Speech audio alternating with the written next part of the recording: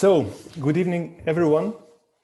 We will start, and tonight I'm very happy to host lecture of Fala Atelier. So we can see Filipe now. Probably Anna and Ahmed will join us too. They're actually right behind the screen, behind the camera, and in front of. So we can see how office of Fala Atelier look like during the working process. This, I believe, is Anna, even though she's hidden under the mask. This lecture is a part of a series of lectures which we organize in parallel to our studio in Technical University in Vienna. The studio called Hardware Software, and it's about we try in the studio to find new approaches, so develop the approach to design flexible buildings, long-term flexible buildings. That means this building would be able to host different types of functions without much modifications. And when modifications are needed, when adjustments are needed,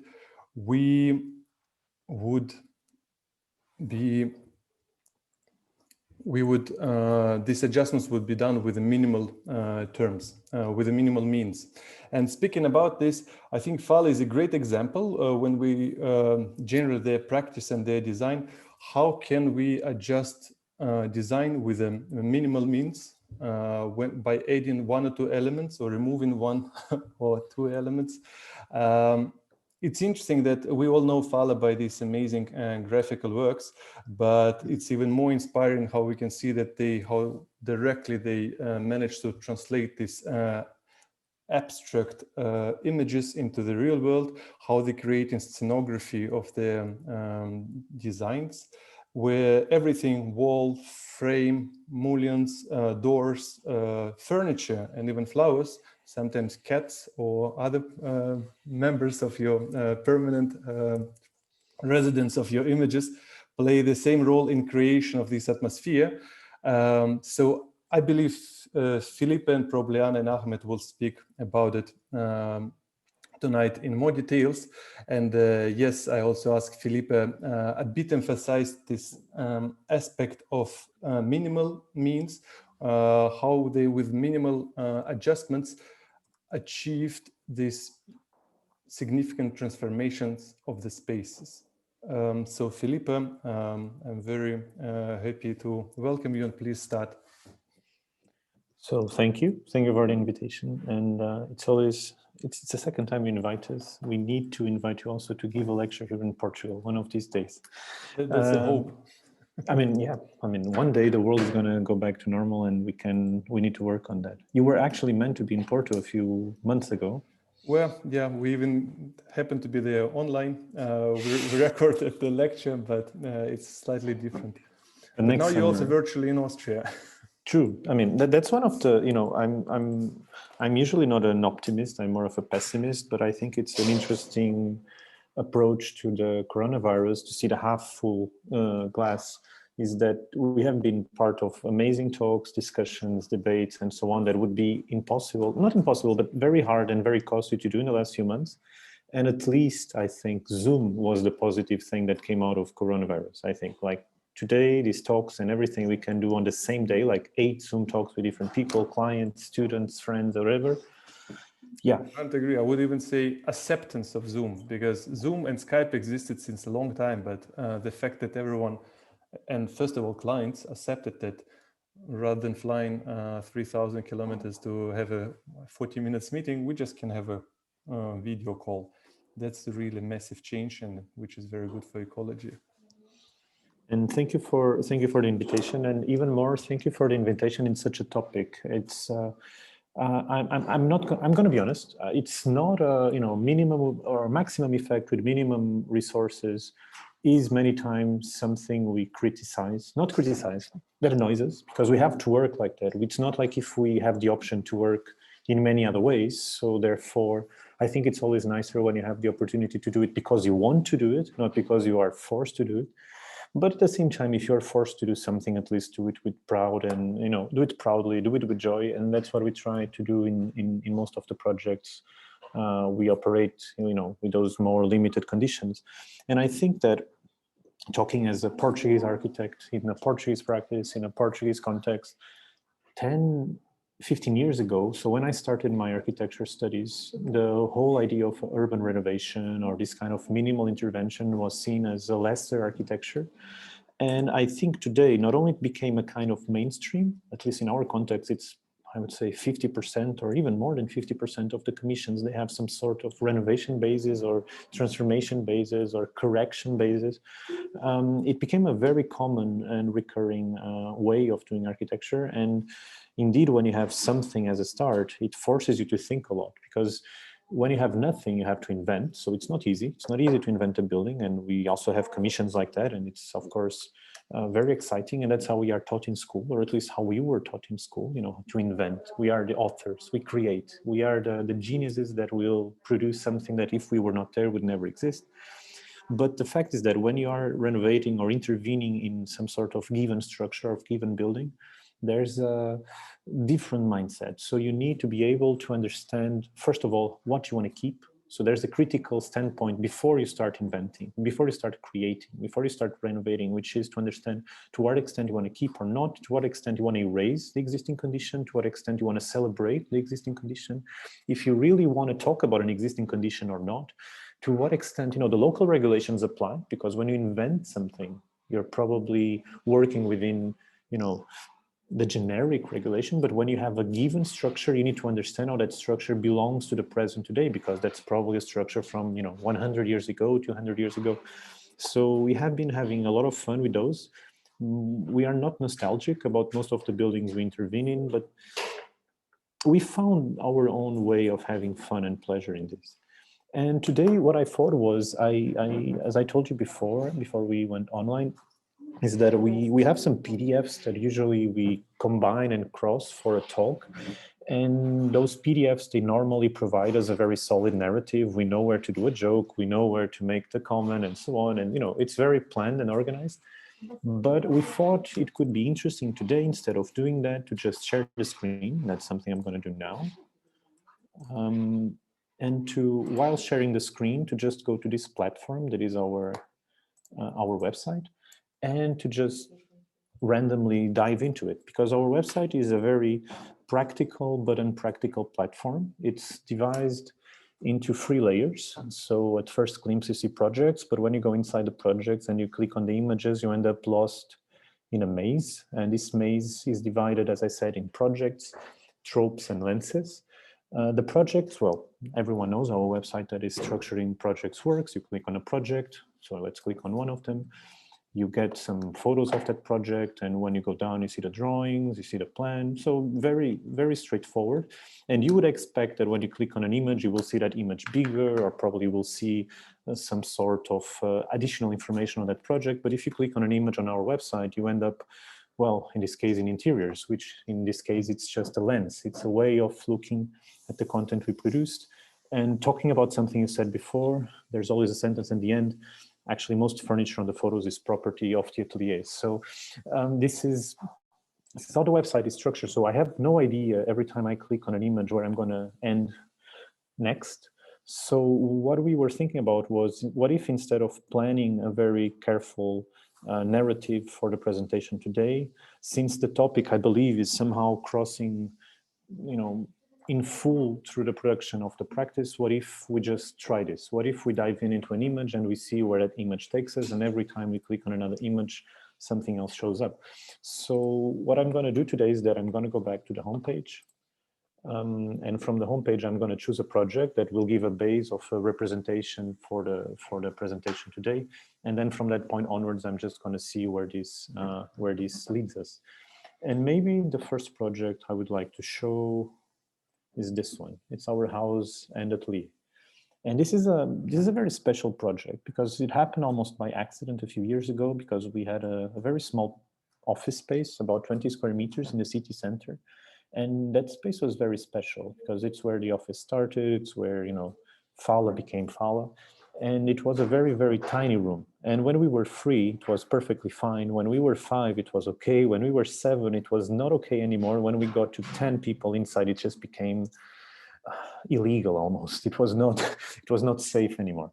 So at some point we decided to find a space for to rent a bigger space, but due to the gentrification and to the huge market speculation in Porto or in Portugal in general, the prices were completely insane, and we ended up finding this building almost by accident. And we decided to, do the all-in, to put all our chips on it, to buy the building, to renovate the building, to ask help from our parents, from our friends, from our clients sometimes. And we renovated it, and it became a house and atelier. So actually, where is the section? Actually, it's divided in 3 levels. From the street level, you have access to one apartment that is actually where Ahmed lives. You also have a door that takes you to the top apartment, that is where me and Anna live. And then there's a door that takes you downstairs, where is the office. And from the office, you also have the garden. And the building is composed out of the same set of elements on the 3 levels. So again, and this is where we start talking about the minimum effect or the minimum devices to have the maximum effect. So the building is just composed of the existing walls we could keep. The amount of walls that were added were minimal. So let's say the plan structure, for example, in our apartment is the same plan structure from the building we found. This is a building from the 1930s. So somewhere when construction was moving away from granite construction to concrete construction. So it's a bit of a mixed system. And as you can imagine, after almost 100 years, it was very broken down. So we had to add a lot of structural reinforcements. And because we added them, we celebrated them, we leave them exposed, we leave them visible. We had to, of course, replace all the carpentries. We had to replace all the windows. So you see that the new doors and the new carpentry work, they become this kind of emphasis points. They become a bit of these highlights on the plan. You can see here that on the top level, we pretty much kept the structure, but the walls that had to be rebuilt, we, let's call it, gave it a Fala touch. So we made them part of our own vocabulary. On the middle level, we just removed some of the walls for the studio. And on the bottom level, we just removed all the walls that were not structural. And in the end, this repetition of a certain set of materials and a certain material palette that runs through the whole building becomes an identity definition, a definition of identity. So when you see the photos, you don't really know where they stand. You don't know if this is an office or a house or if this is something else. And as on the back, because the back of the building was in a terrible condition, we built a new facade, and this facade is the new face of the building. So it's actually a back facade that very few people can see, but if you park your car in a specific position and if you walk on top of your car for some reason and you look inside the courtyard, you will see a bit of it, kind of looking over the neighbors. And what is truly remarkable that we learned from living and working the same building is that it has a delicate convenience. It's very practical, even more if there's a pandemic. So you can go to work every day without actually leaving home. And interiors again. And when on our website, we think it's very important to have this layered structure where we move directly from a project to a trope or to a lens, because in our eyes, they are different layers of the same thing. That is our body of work. So usually don't like to celebrate too much a project per se. We prefer to celebrate the project as a whole. So let's say that our biggest project as Fala is actually the collection of projects. None of our projects individually is that important. None of our projects individually is that remarkable. I would say that most of the projects, they have a very small scale as a common denominator. Usually residential programs, usually clients that are not that into architecture. This is changing recently, but until now it became a common denominator that we work for people that to a certain extent find us accidentally. So they are not really looking for a Fala project. They are just looking for, the cheapest, youngest, most flexible architecture practice they can find. So it is very, very interesting for us to operate in that limbo where, let's say, between what we want to achieve as authors and the lack of interest or ambition from our clients, there's a huge space to be explored.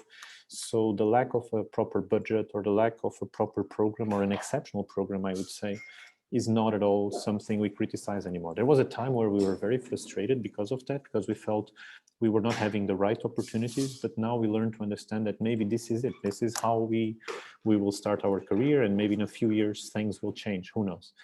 And Why tropes? Tropes are important for us because they are elements that somehow cross all the projects.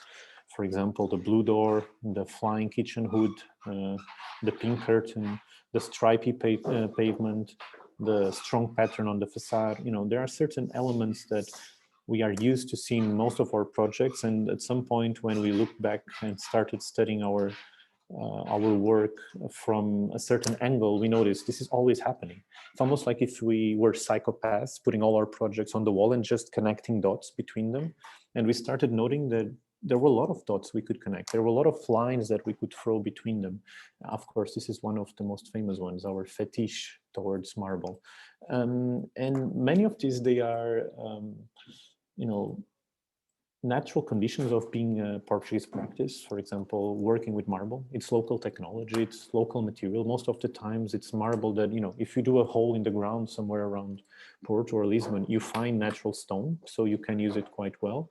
We have the companies and the workers, you know, these very old people that have been doing it for their whole lives, that know and can pass the knowledge on how to use it.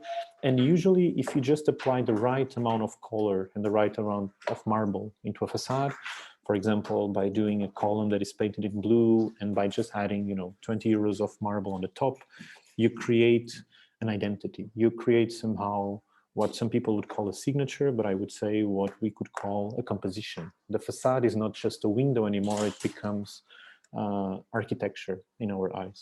Or sometimes when you have just that tiny detail of that piece of wall where people are always going to be navigating around and they will hit the plaster, they will damage the plaster, by just celebrating that problem with a small piece of stone that, you know, was the debris of the kitchen countertop, you create this kind of poetic moment that was actually not planned at all on the project. Or sometimes because you are afraid that your neighbors are going to steal you, just put a flying piece of stone in front of your laundry room. Or because there's no 10 by 10 centimeters glass brick, you end up putting a piece of stone because you forgot to calculate that glass brick only comes in 2 sizes and you needed a 3rd size. So let's say the way how we use stone, okay, I mean, this is also a very famous example, can be about a certain pride, but many times it's also just about being technically on point. So I think this is a great example of a material that with very little effort can produce a very strong effect. And one of the things we ended up learning is that most people truly believe that using marble is something that, you know, only the richest of the richest architects can do. Actually, no, at least in Portugal, it's a material we can use quite often, quite easily for very little money and with a very, very strong effect. This is a funny project also. So this is a project that we built with 300 euros. So just to give a sense of scale, 300 euros, it's a quarter of an iPhone, just to give a scale referential. And this was the first time we were invited to present our work on an exhibition, on a solo exhibition in Portugal. And it was very important for us because we are used to say that we are very Portuguese abroad, but not Portuguese enough in Portugal. And when we present our work abroad, we always feel a certain connection with the audience, with our peers, with Cosmos. But when we present our work at home, we always get the feeling that we are a bit, we feel a bit uncomfortable. It's although we are at home, we don't feel at home. And that's not a nice feeling. So when we were invited for the first time to actually do it in a proud manner, in a nice institution, this is the Museum of Drawing in Almada, near Lisbon, we felt like this is the right place, this is the right time, it is the right scale. And we decided to do this exhibition where we showed all the different kinds of drawings we do, you know, the hand sketches, the collages that define a pattern, the photos that to a certain extent, they are also images we produce, the actual drawings, even the models as some sort of three-dimensional drawings. And we even found this nasty old TV that just displayed an endless array of 3D renders. And it was very nice to see how, for example, the collages, they could define a pattern that was somehow grabbing the whole room, and how the drawings, they were equally spaced, defining the windows that were missing on the room because we had no natural light on this specific space. And it was a very funny exhibition, and we decided to call it Cats and Columns because we found out that those were the two recurring tropes that were in all the projects. We always have a column somewhere. There's always a cat in one of the images. And stepped surfaces. So stepped surfaces are what we could call a morpheme that we, let's say, got from Toyo Ito. A morpheme is, in Toyo Ito's definition, a figure that is drawn in plan without any historical or political meaning. Therefore, it is, to a certain extent, a zero-degree word. It's a word that is not meant to be perceived with any specific significance yet. And the stepped wall is one of the morphemes that Ito used the most, and it's a morpheme that we have been learning to love and transform and adapt. It's a morpheme that is very plastical in a way because it creates this game of shadows, mostly when you have white surfaces. So Corbusier was saying something about architecture being the game of the surfaces under the light with the shadows and so on. Toyo Ito somehow gave him an argument to be right. And we like to believe this idea of a stepped platform can move away from the simplistic or more basic understanding that Toyo Ito's morpheme presents, and we like to see it as a more complex construction. At the same time, it is a very simple way to solve technical problems, for example, to hide technical devices, to create some sort of storage, to display some sort of program behind the wall that, you know, the diagonal wouldn't fit, the curve wouldn't fit, but the stepped wall still allows for an ortho solution to be in place. And I mean, as the caption says, these are just families of right angles. But again, these are technical solutions with a very strong plastical effect, but still these are just brick walls. These are nothing more than that. Project 098. So this is a funny project. It's a house that we designed for my brother, but my brother has no money. So there's a problem there. So we bought a very tiny garage, not a garage, a ground floor shop on this very funny, on a very funny 70s building. And this garage or this shop had only one window facing the street, but a lot of space behind. And this is what you see right after you get in. And we thought it would be an interesting idea to try to understand how to design a house with just one window. First of all, if it's only one window, it needs to be an amazing window. It needs to be a proud window. It needs to be a window that makes sense, a window that celebrates its uniqueness. And that's what we try to do with this composition of the nastiest window frame we could find, plus glass brick, plus a piece of wood to hold the window frame because it could not be supported by the glass brick, plus an entrance door that is just a celebration to the idea of what an entrance door could be. And then on the inside, the whole project is made out of morphemes and free geometries that end up solving the programs we need. You know, by pushing a bit the curve, one solves the kitchen. By kinking a bit the wall, one places the bedroom cabinet. By curving the other surface, one solves the bathroom. And then by adding, you know, a couple of festivities or a couple of festive elements. So, for example, introducing pink and dark blue, almost black stone dots on the floor, a curtain element, slightly curved surface painted directly on top of the doors. We somehow create this very festive feeling for the space. And by doing so, we end up somehow omitting in full whatever the darkness or the problem of the space was. What is, and we call it fireworks in white because all the doors and all the ceilings are painted in white. And what is really funny about the process is that after we finished the project that was meant for my brother to live in, he decided he doesn't want to live there anymore because, well, he prefers to keep the money and to buy something else. So we sold it to a friend of ours that will live there from next year onwards. So, but it's interesting because the qualities of the space, they are not custom tailored to a specific person. This is, and I mean, I think this applies to this project and to most of the projects we do. They are not custom made for a specific client. I mean, at the same time they are. I think I need to choose my words carefully. They are custom made for someone, but they could also fit a lot of other people. And I think that these qualities come from the fact that we are operating mostly within an architectural environment. So our reference, they come from architecture. Our answers, they tend to be architectural answers. So to a certain extent, we have very little interest in social matters or in any kind of political matters to a certain extent. And this project is just an example of that. 107. So this is also a funny one. A couple of years ago, or 1.5 years ago, more or less, we were invited by the Horst Festival in Belgium to design a pavilion for a summer festival where a lot of concerts would happen. And this was a very interesting program. First of all, I mean, this is kind of the opposite of everything we should be talking about today, because it's a folie. It's the definition of the opposite of working with a minimum. It's even the program itself is a bit of a futility. But come on, we are architects and we love futility. That's like our breakfast every day. So this program was very, very funny because it was very big. It's so far our biggest building that we ever built, although in reality it's not a building, it's a pavilion because it's just a temporary structure.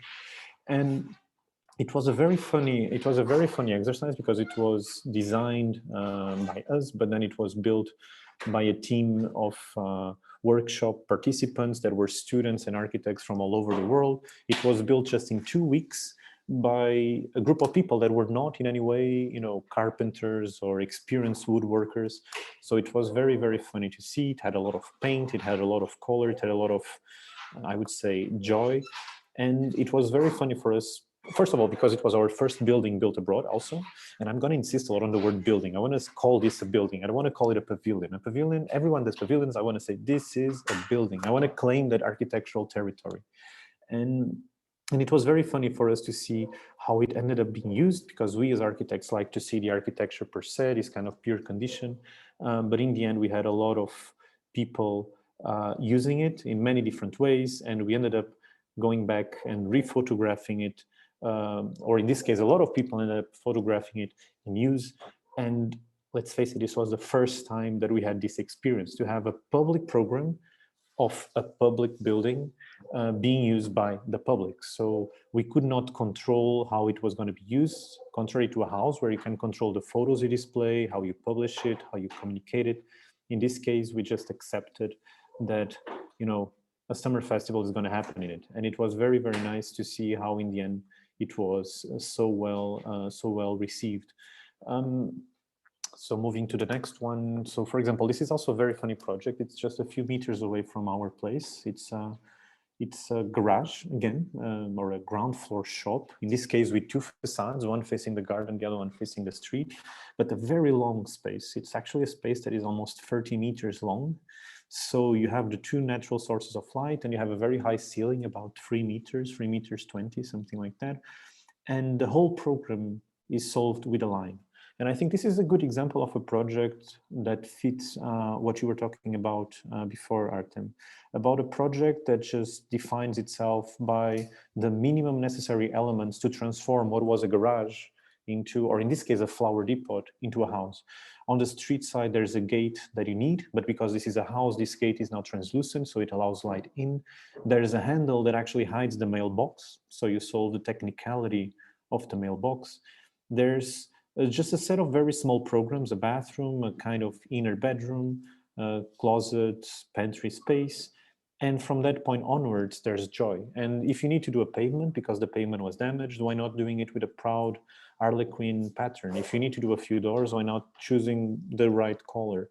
If you need to share or to, let's say, disperse the natural light you have, why not painting the walls and ceiling in white?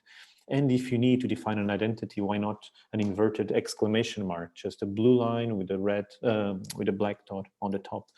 And this was a very funny project. It was an experimental project in a way, because it was not meant to be lived in by anyone specific. So we did not know who was going to live in it in the end. And we were very happy when it was put on the market. And after a few weeks or a few months, it was bought. And now it's lived by a couple that furnished it in the nicest way one can imagine. It's a story of success, I must say. And now, for example, this is an old project of ours from the medieval period in the office where we were transforming.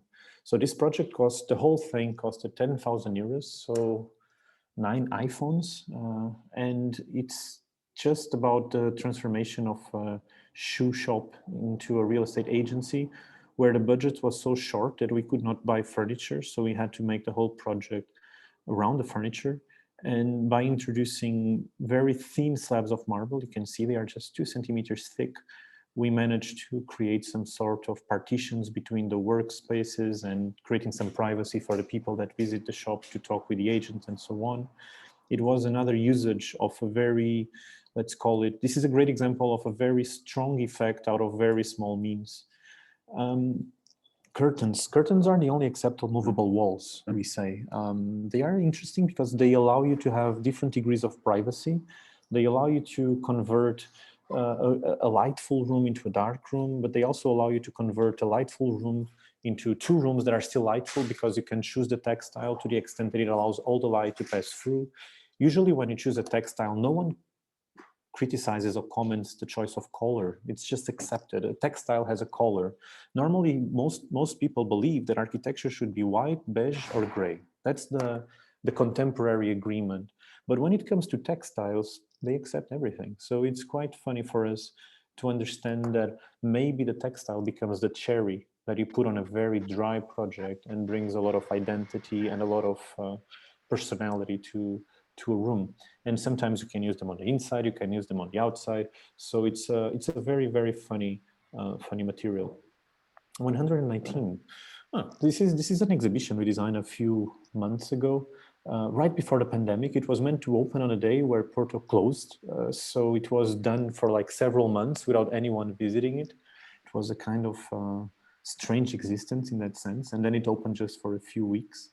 And the only thing we had to do was to literally copy the Lina Bobardi layout for São Paulo, but in a way that no one would notice that it was a Lina Bobardi proposal for São Paulo. This was a very strange request. And we tried to design the elements that would support the art in such a way that they would be designed by us. So we wanted them to be our design, and they are all made by a circle, a line, and a dot, by a piece of marble, a line of metal, and a sphere of wood, by a natural material, a raw material, a polished natural material, a raw material, and a varnish material. So to a certain extent, these are very simple devices. They are very, very lightweight, very cheap, as it has to be, but at the same time, very, very Fala. And when we notice this kind of very funny pictures where you don't really know what the paintings are showing, you just see the back of the painting, I think these pieces, they become even nicer. So a surface, a line, a dot, a circle, a cylinder, a sphere, marble, metal, wood. So a celebration of the devices we are given. And columns, this is good. I'm so glad this one showed up. So columns. Columns are our playground. Columns are, as Ahmed put it a few days ago, a column is just a very, very, very small wall. That's it. That's what a column is. And the columns for us, they are a moment. They are, in plan, a column is just a dot. It's a very small marker of something. But physically, when you extrude that column, when you extrude that dot, you create the column, and the column becomes most times a structural device, sometimes not even. But it becomes some sort of marker, some sort of axis. It becomes a kind of gravity axis from where the whole project gravitates. And it's a very funny architectural toy. You can do a lot with a column. You can grab a column, convert a column into whatever you want, and give a lot of meaning to it. And of course, I have to refer to Shinohara, I have to refer to Watanabe, I have to refer to a lot of those Japanese guys that did wonders in the 70s and the 80s with their columns. But I could also refer to Caesar in the way how he clads, almost as if with paper and glue, his columns with stone. I have to make a reference to those columns that are not structural, that a lot of architects in the US in the 70s and 80s were playing with. I have, of course, to talk about complexity and contradiction in architecture. I have to talk about columns that are meant just to mark the highest point of a room, or columns that are meant from a certain perspective to suggest the support of a facade. Columns that touch doors, or columns that are completely free from any doors. Columns that touch the ceiling, although they are not necessarily structural, and columns that are definitely not structural, that do not touch the ceiling also. And it's very important for us to understand the individual narrative of each of these columns, to understand how they place themselves, how they celebrate architecture. And for example, these two columns, they are side by side on the website because these are two columns that we did not design. These are columns that were already there when we got to the buildings, that were hiding, that were somehow mysteriously camouflaged, and that we decided to celebrate, again, to bring back to a proud display of themselves. And sometimes these are just columns we did not want because these were actually structural and they were on the way. But if you clad something in marble, it's always better. So if you have a column, it's like a secret of any project. If you have a column that has, that exists, although you don't want it to exist, you clad it in marble and suddenly it's not as annoying anymore. And this is how we have been doing in some cases.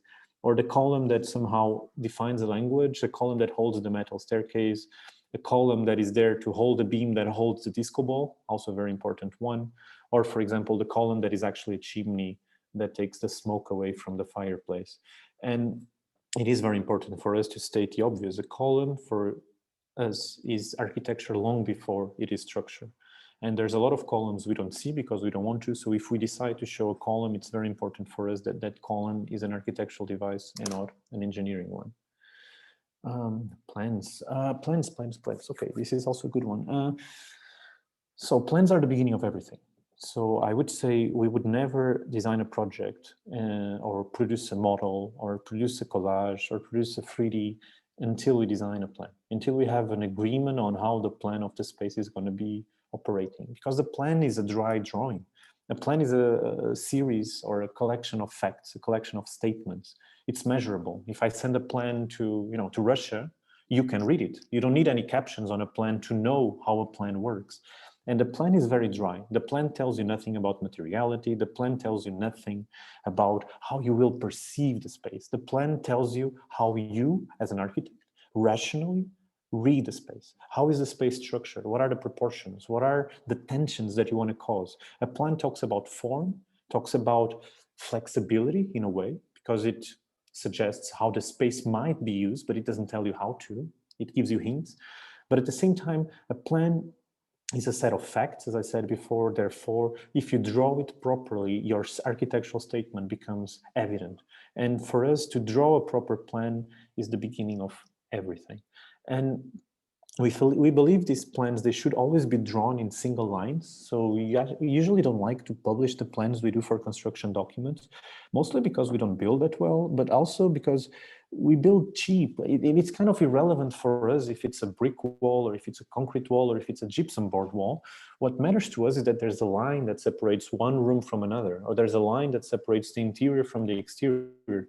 So from that point onwards, that's just a line. So a little bit like in the 70s when the Japanese architects were discussing paper architecture, we believe that our lines in these plans, they just define paper lines that separate rooms. So they talk about spatial hierarchy long before they talk about tectonics.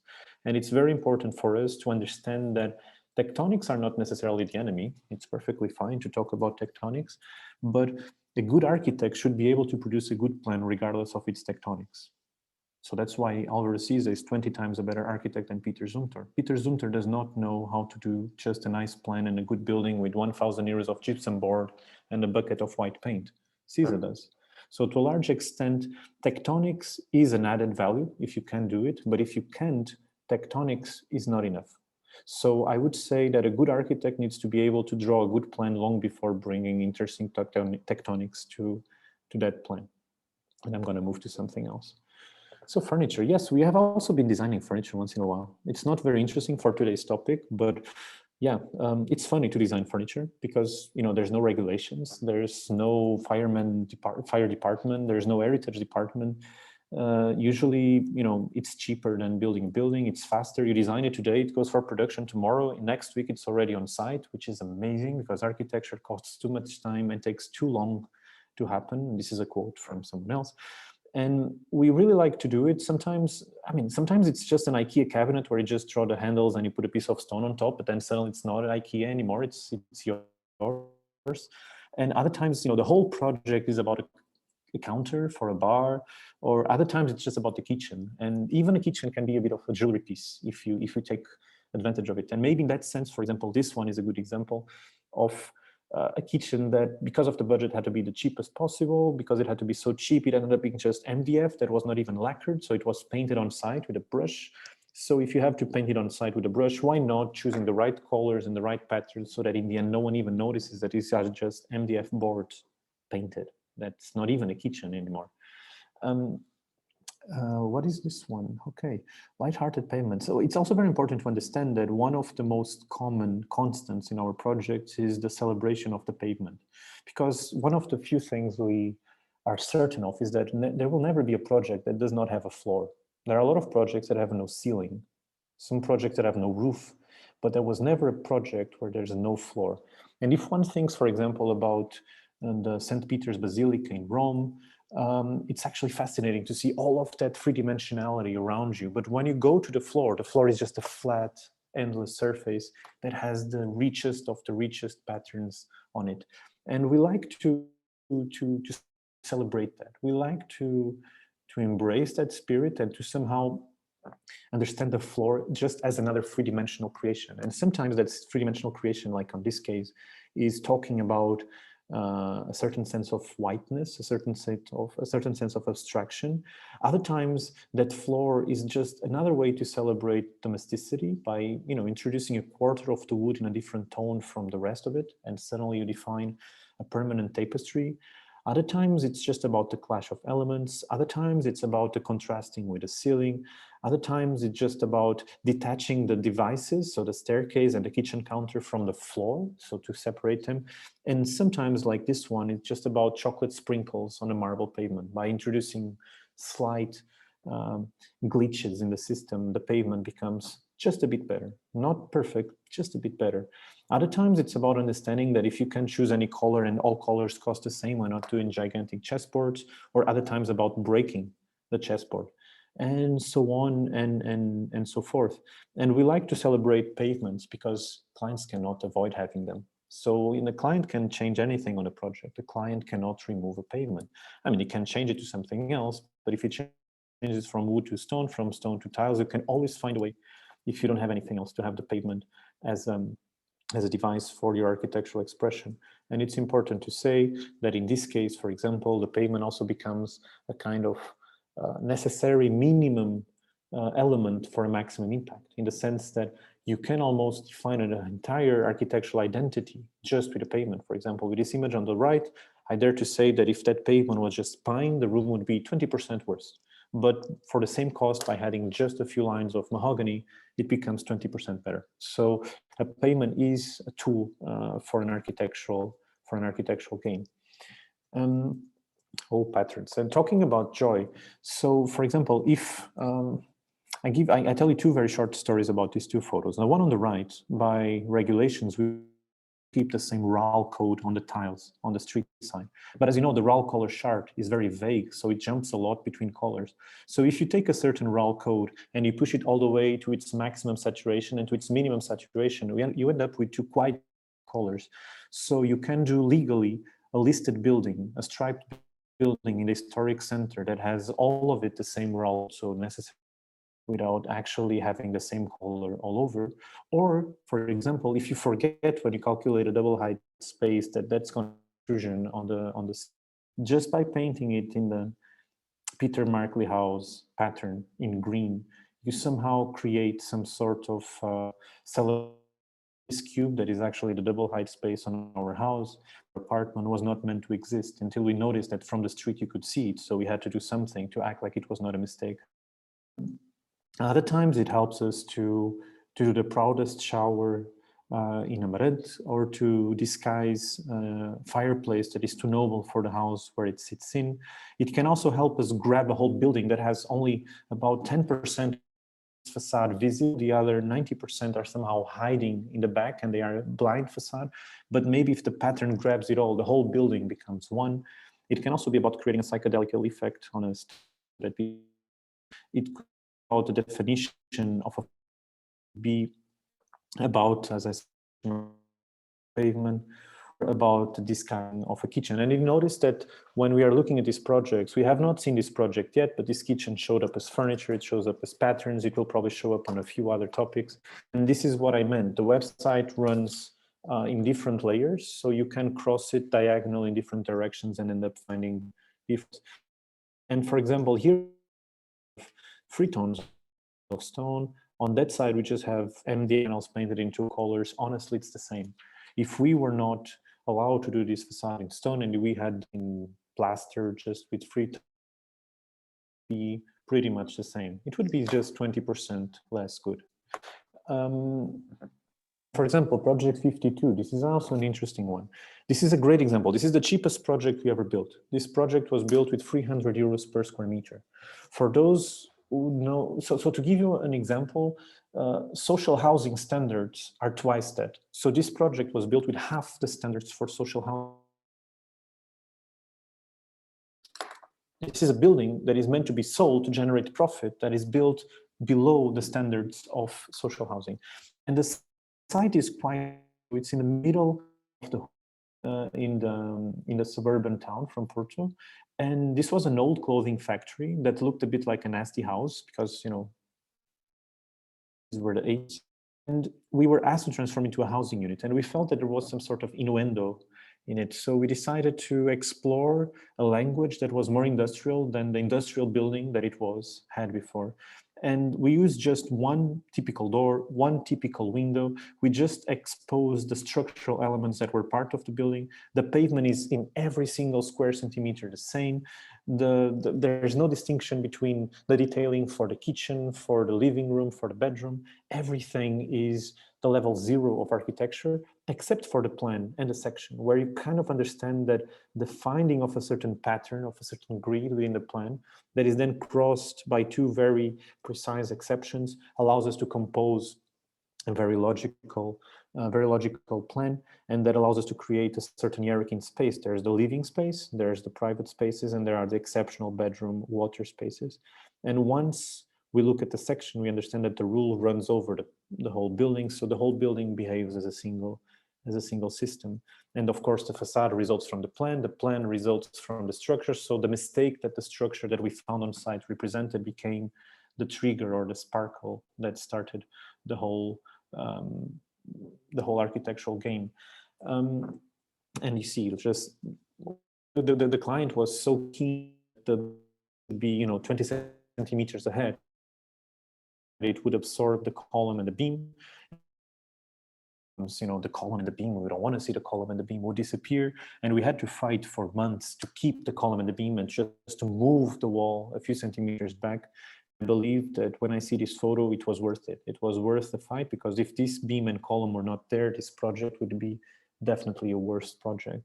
And it's also fine because it's very this bathroom, and then just go on the garden and enter the bathroom of your neighbor. So it can provide quite love stories used properly. And for example, this is also an interesting example, very cheap renovation. So this renovation costed 30,000 euros in total. So it was probably, it was not the cheapest by square meter, but it was the cheapest project we ever did. So the smallest in terms of total budget. And the whole project is just about a shower, because the client wanted to transform this old granite shack into a house. And it was a very, very small shack. So it had 15 square meters below and 15 square meters above. So we decided what is obvious. Okay, there's one floor that is social, one floor that is private. Where do we put the bathroom? And the bathroom did not fit. So we had to do a small extension for the shower. But when you do, as I called it, a small extension, it always feels a bit like a mistake. So if you're going to make an extension, you do it proudly. You make it a proud extension. So we try to celebrate the shower. So the shower is very high, it's 9 meters high. So when you're taking a shower, you can look to the sky and you can see if it's raining, if it's a nice day. So before you go to get dressed, you already know how the weather is going to be. And it provides natural light on the bathroom. But most important, it provides a very affirmative architectural expression to an otherwise very banal building. And why did I say that this has a minimum effect and maximum result? Because by just painting it in the right pattern, by just choosing the right colors, it becomes almost more important than a gigantic supermarket that is in the back that usually no one notices on the photos. So by choosing the right pattern, you manage to tell your client that actually lives on the house where I'm taking this photo that, you know, the supermarket is not there anymore. The supermarket disappeared. And then when you go closer, you understand this is actually rough concrete, you know, the cheapest, roughest, the roughest, nicest, not nicest, nastiest concrete one can do, painted with the glossiest paint. So it almost feels like a Photoshop cutout when you go there. So even in reality, it feels a bit like you're looking at the 3D model. But in the end, it worked quite well. Whitehaven. And so I'm going to present just 3 more links, and then maybe we talk a bit and we move to a second round. So Whitehaven, the background is always white.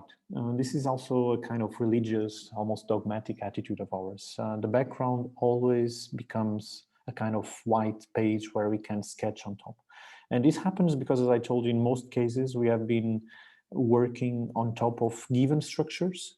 And to a certain extent, we are not very keen on the idea that our architecture is going to be co-signed by someone else from 300 years ago. We like the idea that we do our project, it's our territory, it's our architecture.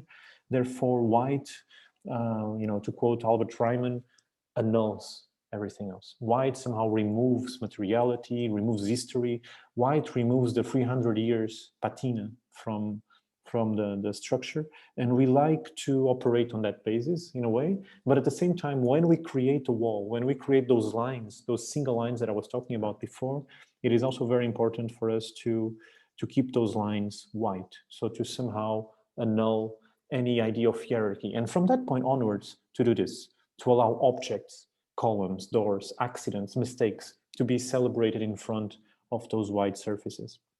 And it's fantastic what you can do with white. White provides you a clear reading of the edges. White allows you to share or to, let's say, disperse natural light. White allows you to play with form in the nicest way possible. And it's important to say that our white is not the white of Sajima. It's not the white of the House of White in Shinohara. It's not the white of Caesar.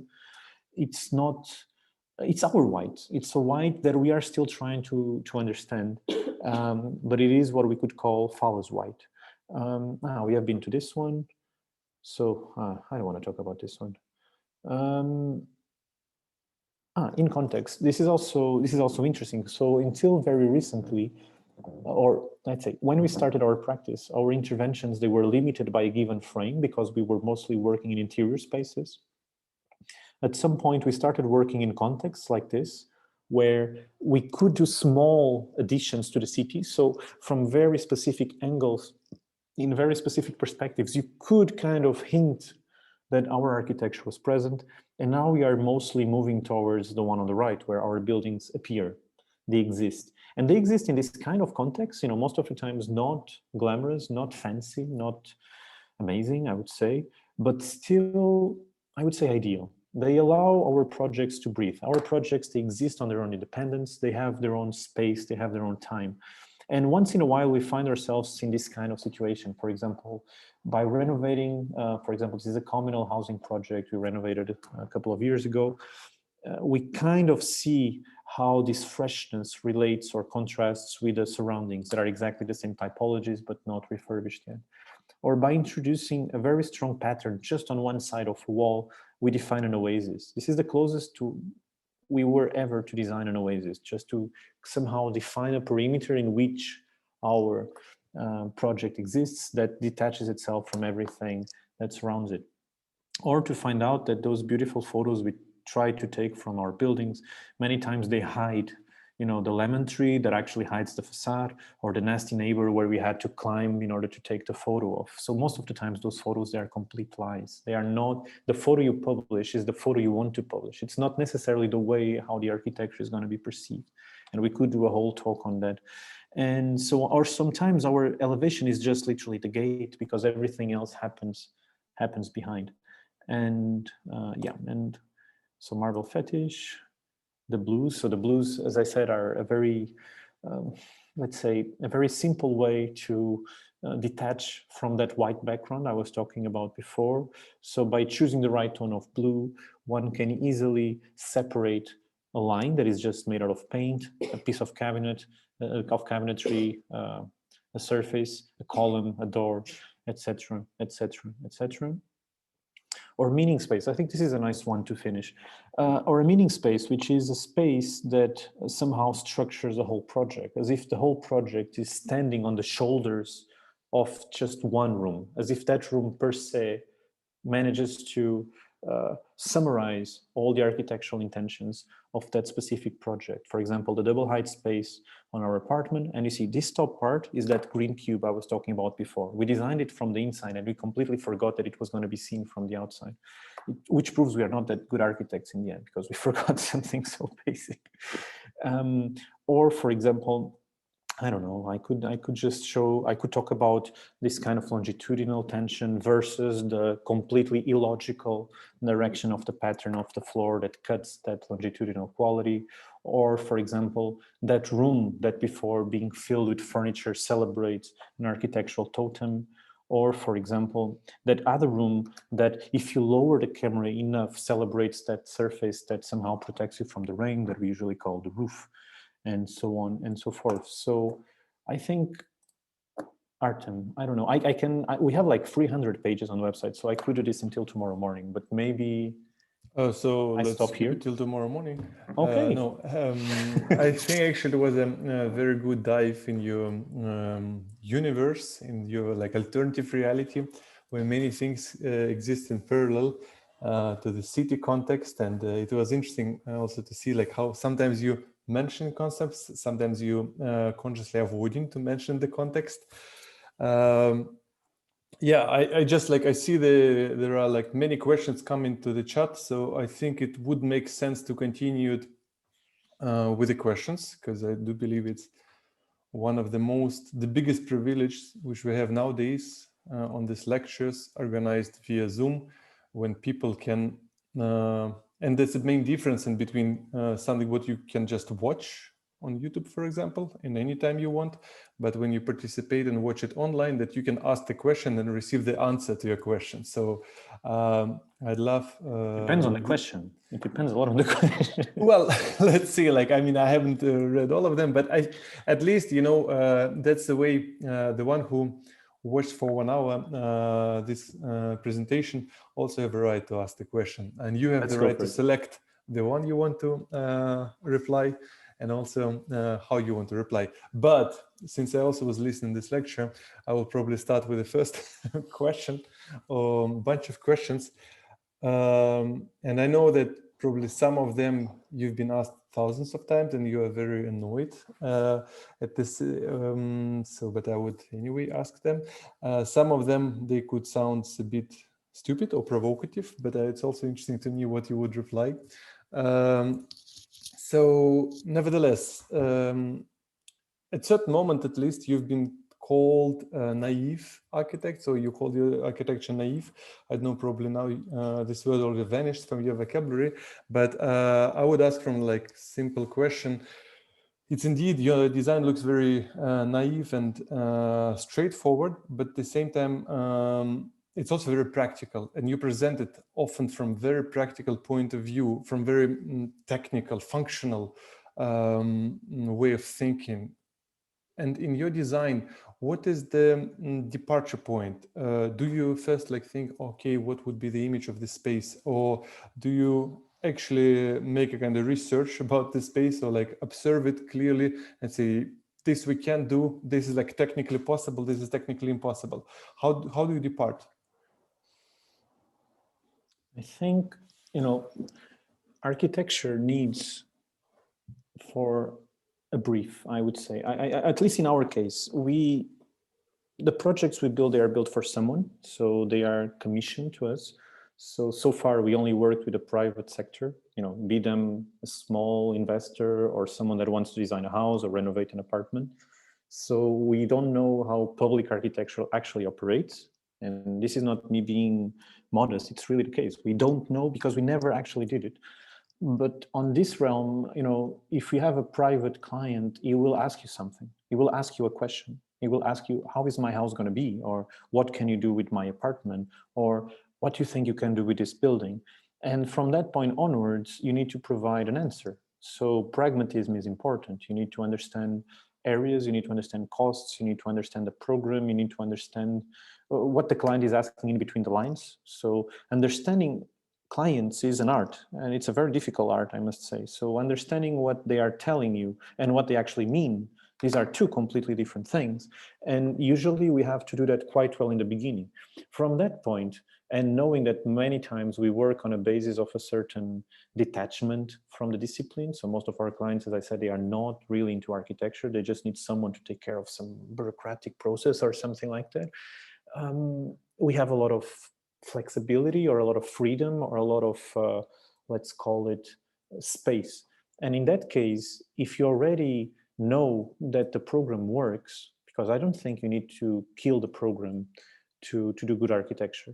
If you know that the brief is going to be respected, the budget is going to be respected, the regulations are going to be respected, I mean, you still have 1 trillion possibilities. So those things, they should not be variables. They should just be properly solved. And I think that even makes you a better architect if you manage to do so. If you are asked for a house and you design a house and not a bakery, I assume that's a good thing. But from that point onwards, you still have the actual architecture to play with. And I think that to answer your question, yes, we need to be very pragmatic. We need to respect and to admire our clients because they trust us. And from that point onwards, you know, ask them to have fun with us and to dance with us. I think that's how it should be. So you kind of the departure point is practicality, if I would like sum it up.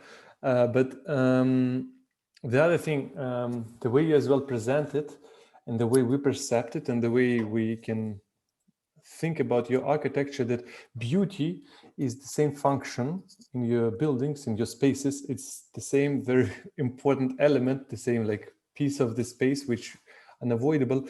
And would you say that what would be, let's say, the final goal of yours? Do you have, you know, especially when we're speaking about such a extreme conditions, these very tiny spaces with I don't know, as you presented one of the projects, 30 meters long, probably 3 or 4 meters wide space. What is in the end the final goal? Is it functionality or practicality? I know that I'm making it kind of very black and white. It's purposely, and as well, since it's lecture primarily for the students, I want like certain things to be kind of clear. I know that you cannot probably reply it so easy, but anyway, let me ask this question. I mean, we do not have a defined agenda in terms of a final product. So we don't know exactly what we're going to have in 10 years from now. But when we do a project today, and I'm going to quote, I can always quote Shinohara, it always works. So a house is a work of art. We mostly design houses. So I like to believe that to a large extent, we have a bit of an artsy agenda. So we are authors. So we are, let's call it the authors of whatever spaces we design. We care a lot about the rhetoric, let's say the narrative that supports them, the motivations. You know, for us, the why is as important as the what. You know, like why did we do it is very, very, very important. The way how we talk about it, how we think it, how we present it is very important. But our main goal, and I know this just sounds like I'm gonna try to bullshit you all, but to have fun. You don't imagine how much fun we have designing. Aha, we cannot go here. This is a secret page. We really have a lot of fun in what we do. We like it, we enjoy it. And I think only the people that work with us, or our students at most, understand how insanely fun it is to work at Fala. And I say this with all the pleasure because I think it's our main victory. And I notice mostly when I talk with the collaborators that for one reason or another left for another country or went on another adventure when we meet again. And I'm really, really happy to know that. So I would say maybe that's the most naive. I mean, we also need to be very cynical sometimes, let's face it. But on a daily basis, this naivety produces a certain sense of joy and happiness that is probably our main shield, because otherwise, let's face it, most of our commissions and regulations and clients, they are not that interesting. So if we don't want to be depressed, we need to find a pragmatic answer that then allows us to have the architectural playground and all the fun we can. Completely clear. More than that, that's true. I would more call your architecture happy or charming rather than naive. I see not so much naivety here. The other thing, which I would, I don't know if it's, can you really comment on this, but like looking from your, to your presentation, once again, I thought that in a way, the way you approach to the solution, to the design and the solutions you propose, it's kind of new vernacular. You're taking very, or at least the way you present, you're taking very technical problems like where to place a mailbox, how to, I don't know, bring the water outside of the facade, and then making kind of nice solutions for this. So most of the things, at least the way you present, looks very functional and very practical. And is it really the reflection? Is it really something what triggers you so much? And what's your general kind of attitude to vernacularity? Probably something what inspires you. Probably you learn your architecture from vernacular, or is it just natural way of thinking how to make it practical and beautiful? I mean, in a way, many things you already replied in your presentation, but probably you could add something to it. Vernacular is a very nice word, first of all, but it's also a very difficult word. It's a word that can have many readings. I think that we feed from what we know, and what we know is our context, again, our briefs, our projects, our clients, our limitations, let's say.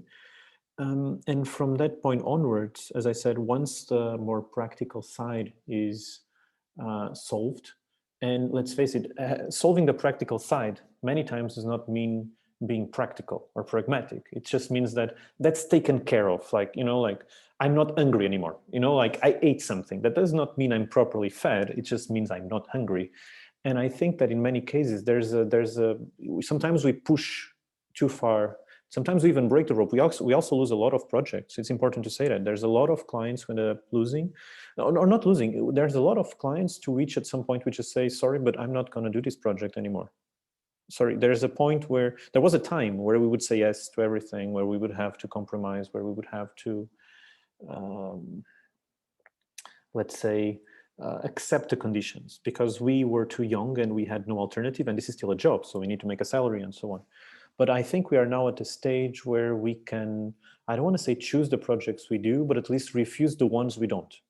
And based on that, how can I say this? I don't know. It's a complicated question. It's a very complicated question, actually. Yeah, I mean, not every question should be answered. Sometimes just comment. It's a it's already interesting. No, it's just like actually it was the reflection when you showed some technical things, and you know it's now quite common discourse about what we can learn from practical architecture, from technical architecture, from vernacular architecture, and in your case, it's also kind of read this. I could call it learning, or like or a similar approach when you propose practical solutions, but which also cool, nice. And about this, but just to add one note on that, I think one of the worst things that I've been witnessing in the last, you know, since we started the practice, so in the last 6-7 years, is political correctness. In a sense that today, you know, you go to a lecture, and if you don't say that my project is very simple, we solved it very quickly, we spent very little money, so if you don't do this, you are almost judged. And if you say that you don't have a social agenda, that we clearly don't, whoa, my God, this guy's a monster. You will never get the Pritzker Prize because he has no social agenda. You know, like this is a bit how the world is becoming divided these days. And I think there's still a time and a place for you to be able to understand that first, we are a company that provides a service, therefore you need to answer to whatever the brief is you are given. And from that point onwards, you are an author, you studied references, you studied the names, you have some sort of, let's call it creativity or whatever inside you that, you know, needs to be taken out. And I think that if you manage to have these two things, you should not be ashamed of not having a simple project, of not having a pragmatic answer. And I think the best example of this is the introduction to Complexity and Contradiction, where Robert Venturi clearly states that I prefer this to that. I prefer the complex to the simple. I prefer the joyful to the dry. I prefer so. And when you read that text, in my perspective, I just feel like, yeah, I agree. I'm on that department. I'm definitely more in favor of this instead of that. And from the moment today where you are against something, you are the bad guy for someone. You know, if not for anyone, for the social media, for the Facebook commenters, you know, like you cannot be against things, but we are against a lot of things also. And that's, I think, very important to know what you want, but more important to know what you do not want. And most architects these days, they cannot say that. You cannot be against anything anymore. That's very, very Yeah, I mean, I totally agree. And also I like that you stated very clearly, and we even can see it by the sometimes, I don't know if we would have it in the chat, but sometimes some of the comments also, like some people like you, some people don't like what you're doing. Sometimes people call it great architecture, sometimes call it non-architecture. But let's move to the questions. I would like to start from the last question. Ah, shit, it's not the last anymore, but the one before the last. They called Filipe, you're the best. So, and now let's go to the first question. Where is it? Yeah, so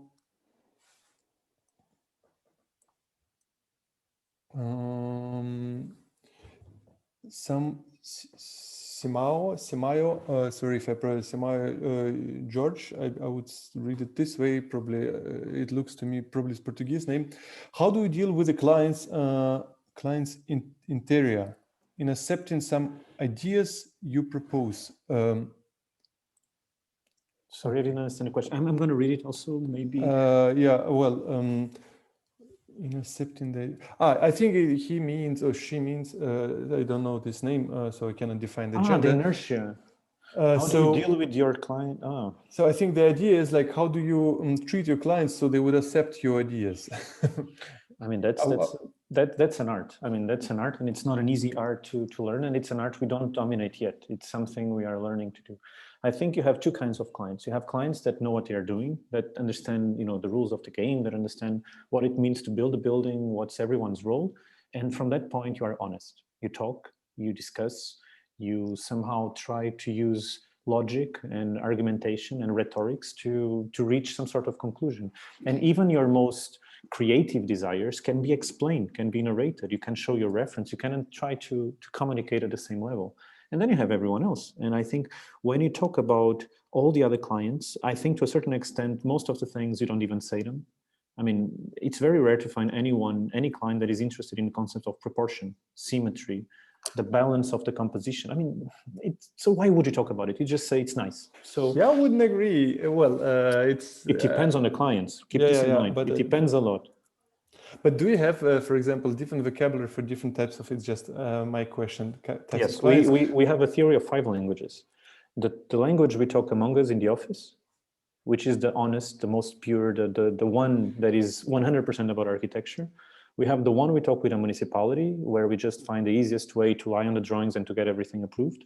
We have the one we talk with a contractor that is more authoritarian in the sense that this is how it should be, and then it's all about money and discussions on that sense. We have the one we talk with the clients that care, which is the closest to the first one, but it's more, let's say, less disciplinary. So it needs to be more based on the normal.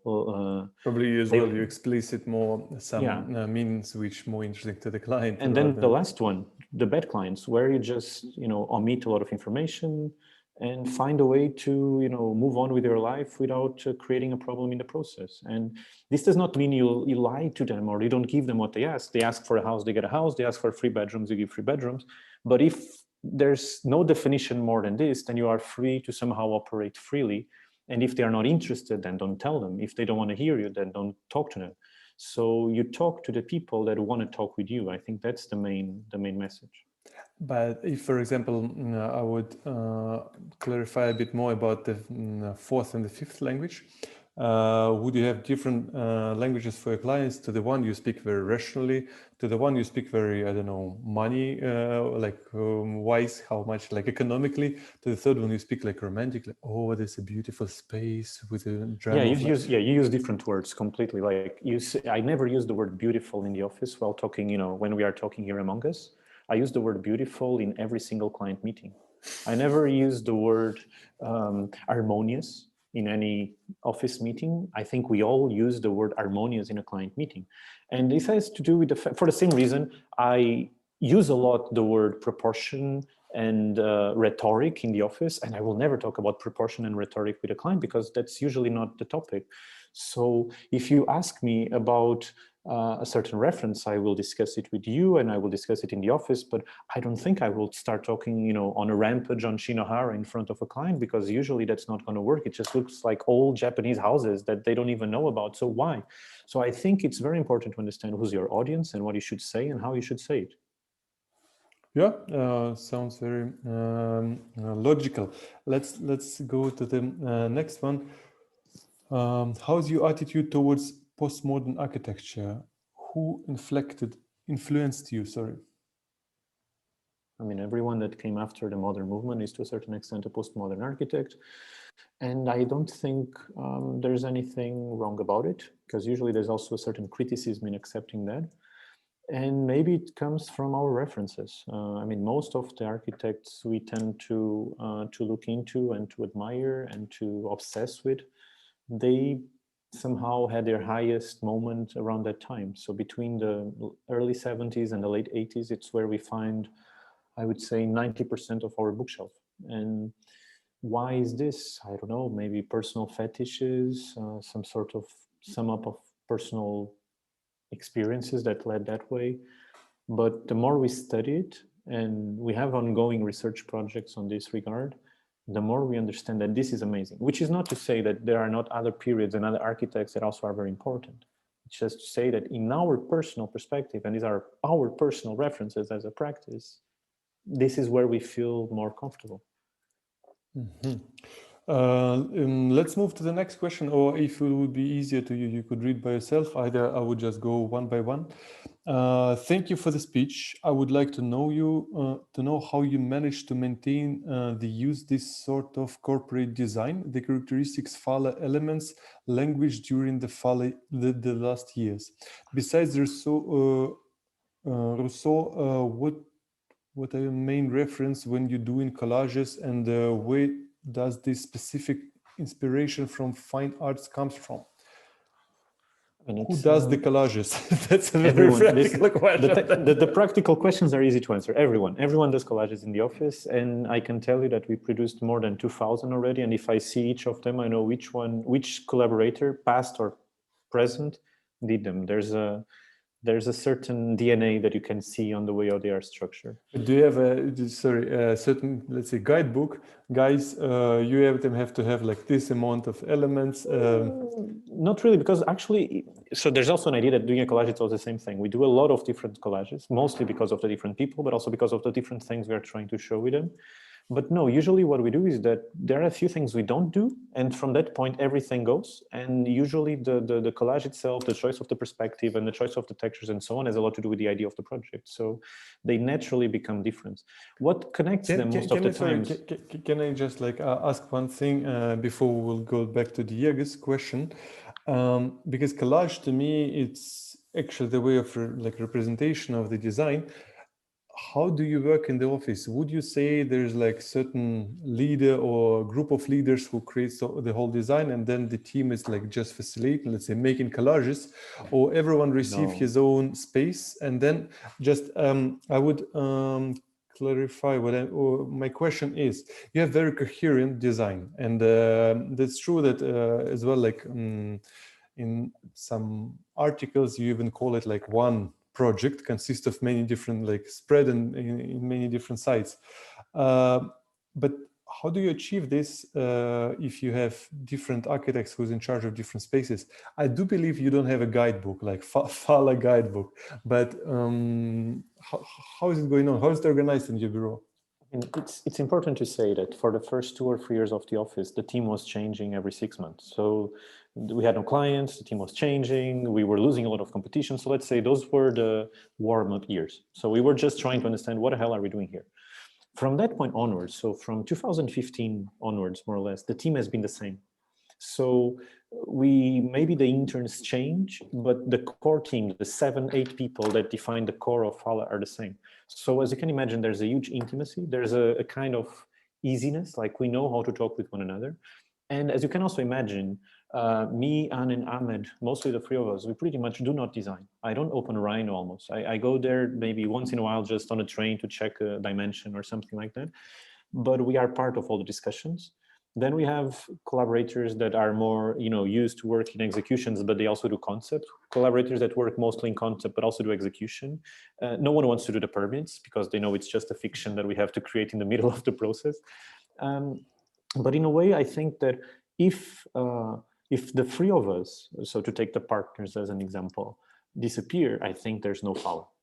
But I'm going to be even clear. If the collaborators, so Joanna, Tita, Lara, they disappear, there is no follow. I can assure you this. So there's a balance now. I think there's a balance because although there's a different set of responsibilities, at the end of the day, everything that Fala produced came out of them. We might curate, we might suggest, we might propose, we might even be super cranky and just want to demolish everything because it was not our design in the end.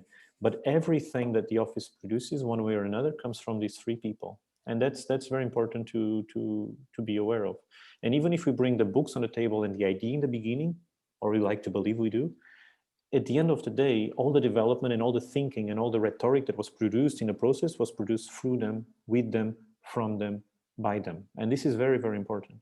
And there are a few very interesting examples of this.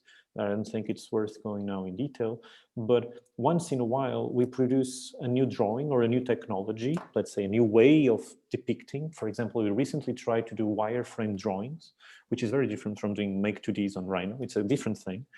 And when we did them, we understood that there are certain projects that we never related that had a lot in common with them. But this was a conclusion that we did not reach. Someone in the office did. And from that point, we started drawing all the other projects, the new ones and the old ones, and we started extracting content, tropes, lenses, whatever, from this analysis, this kind of self-critical or self-centered analysis. And we learned something from that. But yeah, it's...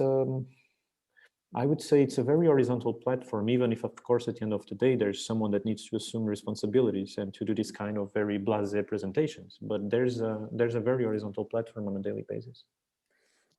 Okay, then probably we'll go to the next question, which is more, let's say, practical, therefore easy to reply. Thank you for the presentation. Are there functions behind curved steps, curved or stepped outside walls? Yes. Is it filled with material? Yes. There's always a side, there's the concave and the convex side of the curve, and both of them are separate rooms. And there's the negative and the positive side of the stepped wall, and both of them are usually different rooms.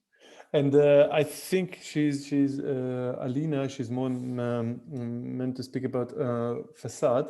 Like, for example, when you have like facade, stepped facade or curved facade or something, is like because she speaks. What happens with the material? Does it define the volume? As I understand your question, or in most cases, yes. If we build a new building, so every time we build a new building, we don't believe in poche. So we don't do poche spaces. Mm-hmm. When we do renovations in the historic centers, where that could happen is on the back facade. The back facade can become a mask. So you have certain profile of the building and we just stick into it some sort of bidimensional representation, but there's never some sort of extrusion behind. So there's the original building and there's the facade, the mask that you put into it, but not as a poche-like space. Mm-hmm. Okay, I just let's try to go through all the questions. So therefore, I'm kind of going one by one. Thank you for your presentation. I want to ask you: why do you prefer collages to renders? How do your clients react to them? Are collages? A collage is a great piece of art. Yet there are still people who doesn't understand them in perception in the reality. I mean, we render a lot. It's also on our website. It's hidden, but you can randomly end up there. And I think that it's important to understand that a collage and the render are completely different things. When you do a collage, you're discussing a core idea. You're discussing the main intention of a project. You're discussing a kind of subliminal level of your architectural discourse. Usually when you are rendering, you're testing. The rendering is a test. We don't do final commercial renders. So usually the renders we do, they are working renderings, and we on a daily basis produce probably 1,000 of them. It's really like a very simple tool to quickly test and move elements, test colors, and so on. And for us, this is like a sketch. Like you grab the pen, you quickly do a sketch, you test if it's working or not. So this is what this render is. The collage is different. The collage is trying to a certain extent to summarize what is the architectural vocabulary, what are the architectural elements, what is the architectural intention. And your question about the clients, clients do not know that there's a debate on the architectural scene between the digital and the post-digital generation, the collage and the render. They don't know that. You know why? Because they couldn't care less. So they only want to know, how is my kitchen going to look like? What is my house going to look like? How am I going to feel at home? So if you show a collage to a 3-year-old, he understands it. So you can only assume that if you have a 55-year-old client, he also understands it, because by definition, they are much smarter than 2-year-olds.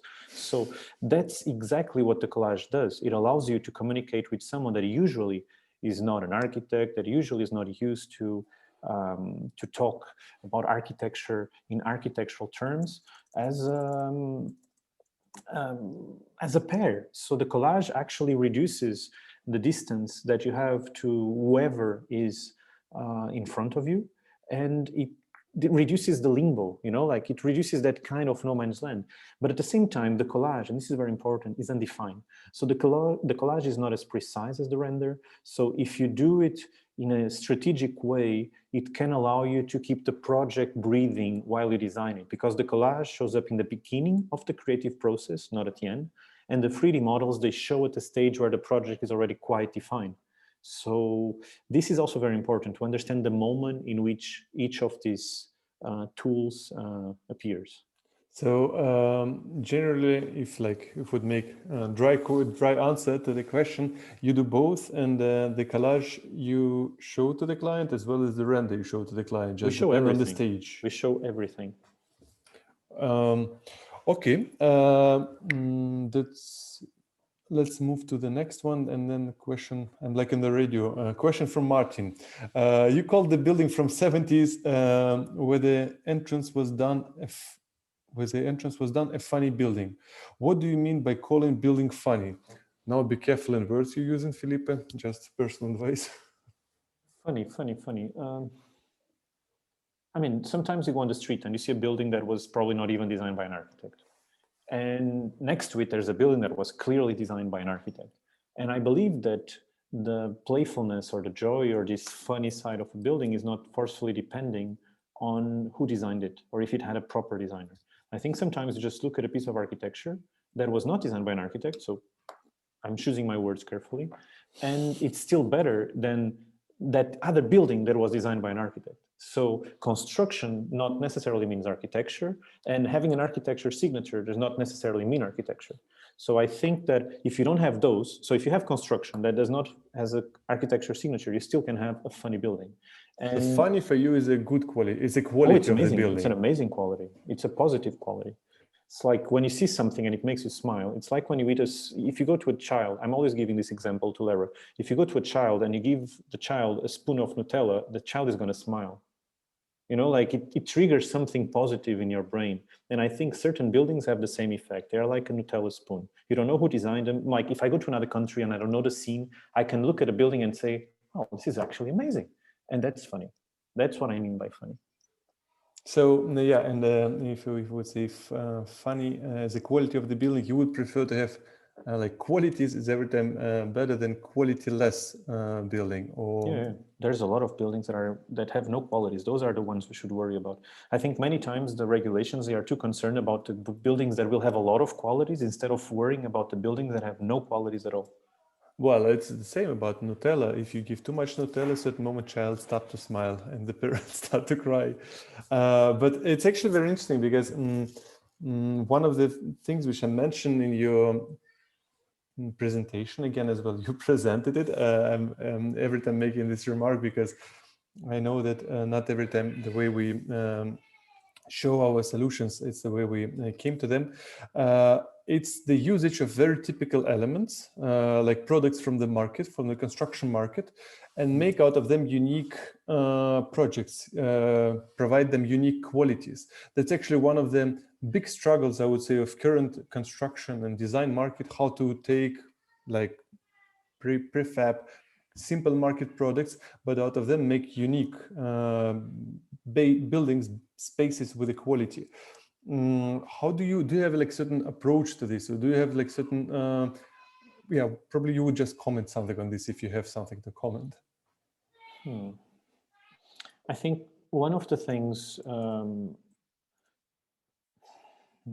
yeah, I think that we work with the materials we are given, but we also work with a context in which we operate that has certain limitations. And for example, we build very cheap, therefore we cannot, for example, I'm just going to keep using the website because I think it illustrates what I'm trying to say.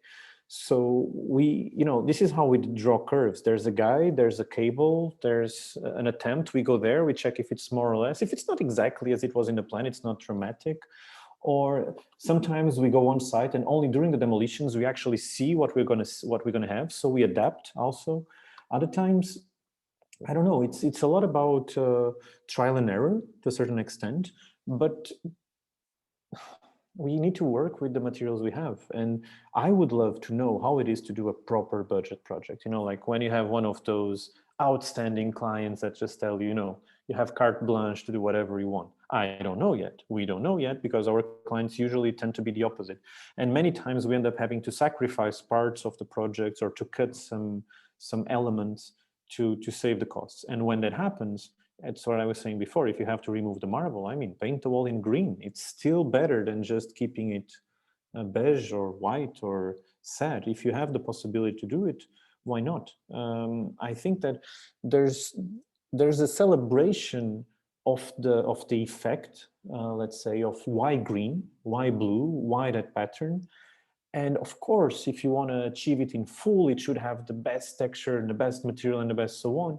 But if you cannot get 100%, you can settle for 75%. But the intention, it's still 100%. Actually, the intention is still 200%. That's what matters the most. Yeah, since you like at the when you were saying the sentence, the one before the last, I remember the question I want to start with, the most probably ridiculous and provocative, that through your design we see certain coherent tools you're using, and then why circles and stripes? Well, I always teach my students to answer that question with why not? So this is the official answer. Well, I expected something like this, but anyway. No, I can tell you why. I can tell you why. So this has a bit to do with some of our references. I mostly talked about architects today, but I could also talk about Daniel Buren. I could talk about Ellsworth Kelly, and maybe we could go on a more artsy vibe. And someone talked about Rousseau. Rousseau is not the main one. From Rousseau, we just cropped some trees, but maybe the LA shore 1970s generation means something to us. Again, like the postmodern references, for reasons we are still up to trying to understand. But if you can, so I'm going to give you an example. So now I'm going to do this with an index to be faster. So if I go to this facade and I remove that circle, it is a worst facade. I know this. I already photoshopped it out, so I checked that it's really worse. So to a large extent, and there's a book we are reading now from Rudolf Hardenheim that he explains the logic. So let's say the brain, the way how it perceives surfaces and compositions, it's actually scientifical. It's something, you know, a good proportion and a bad proportion, or a good composition or a bad composition, are something that can be measured, that can be evaluated. And in his book that I recommend to everyone, he kind of tries to explain from a rational standpoint how you can qualify, classify, or study this topic. And to a large extent, by putting that circle on that point, you are somehow compensating the visual effect of the chimney on the neighbor. You are somehow finishing a pattern that otherwise could continue endlessly, like a dot at the end of a sentence in grammar, you know, like it says, this is where it ends.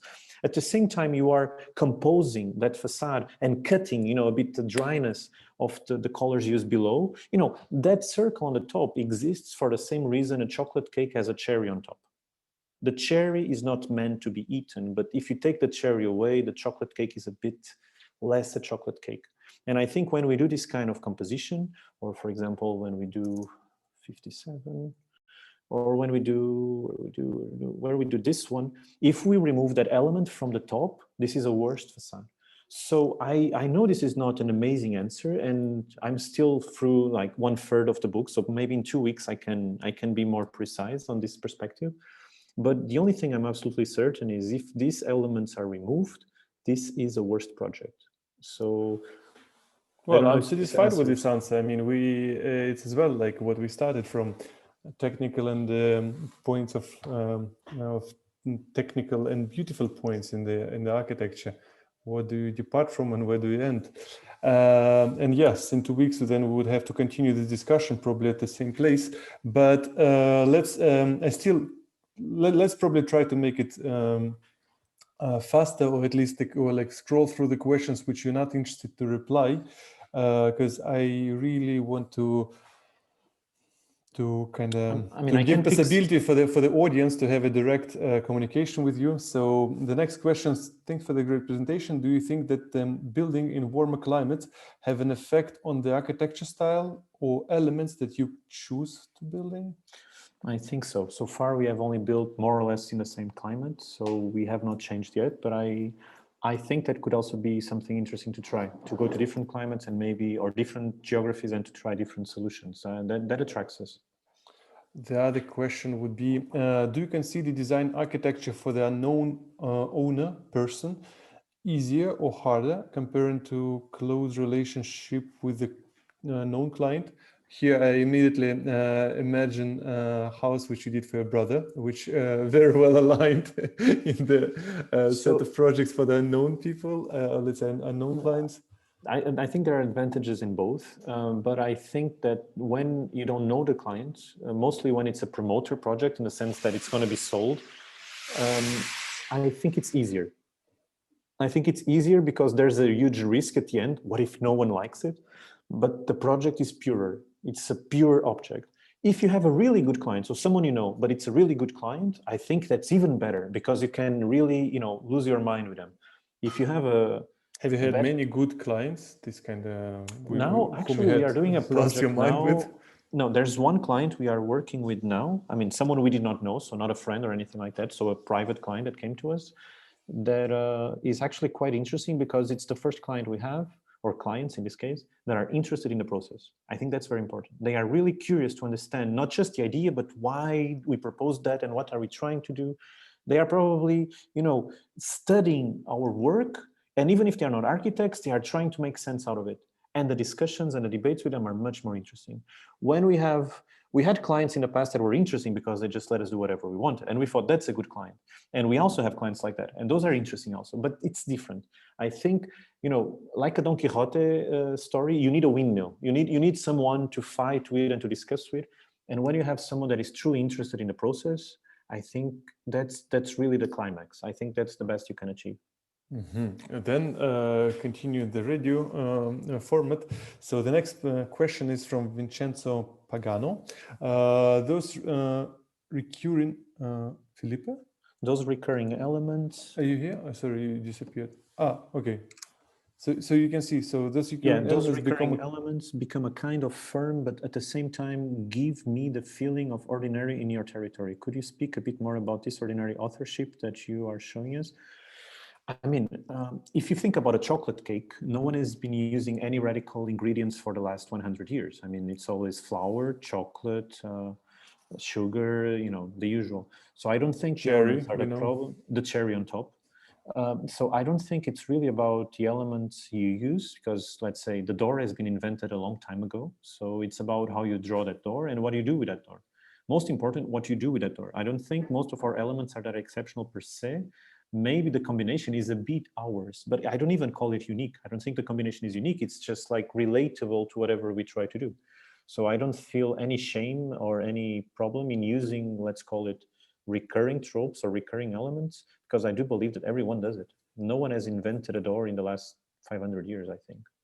But actually, that's one of the questions which I was also thinking about. You show sometimes furniture or sometimes new houses, and you indeed, as we spoke before, provide uniqueness to sometimes like casual objects, or using casual materials, out of casual materials make unique object. And what's more important for you, to make this project unique or funny, or what we like said, like provides the quality, or bring this coherent Fala style? What is actually Fala style? Because you also mentioned this is very Fala. What is how will you define this? Like, is it just naturally whatever you do and it become like kind of Fala, or you have certain tricks which you try to filter? No, I think first of all, I don't think you have to choose between one or the other. You can do both, and at least we try to do it. And it's actually very natural. Sometimes, like someone is doing a facade and so on, and there's like 5 possibilities, and you call all of us to the screen and say, so let's discuss this facade, and all of us point to the same proposal. So that means, to a certain extent, there's an almost irrational side or a subliminal level that knows what we as a practice want. And sometimes we have debates that end with, this is not really like us. This doesn't feel ours, and those are uncomfortable. But usually what happens is that we work a bit further on it and we understand, this is actually what we want. But that's probably what I want to ask.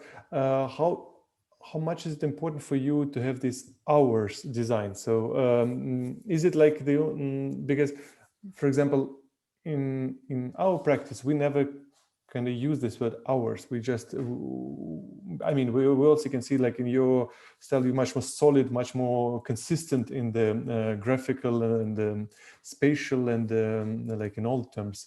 And this is very interesting to me, like how important is it, hours or not hours? This kind of appropriation of the design of the space. I think it's very important. I think for us, I'm going to say more than important, it's crucial. It's almost fundamental. We need to feel that whatever we produce, be it a facade, a drawing, a plan, a collage, a building, a photo, we need to agree with it. We need to look at it and to believe we are completely comfortable with it, which does not mean that in 5 or 10 years, we're going to regret the selections we do today. But in the moment when we do them, we need to know, yes, this is it. This is something I'm proud of. We are proud of that we produced. So I would say, if your question is this important, yes, this is very, very important. No, probably I would formulate it. I still can't probably pick the right words to explain what I want to ask. When you select the solutions or select the options, is it first of all something what you interested, what you function like, or is it like this so-called like kind of Fala atmosphere or Fala design? Because no, it's both. I understand that part, but I think it's both. I think it's, as I said, it needs to have a certain pragmatic, solution. But at the same time, when someone says, oh, this is a very pragmatic solution, my question is there only one way to do it? No, there's probably 1,000 ways to do the same plan can have 1,000 different spaces. So the same plan and the same section and the same collage could have 1,000 different spaces.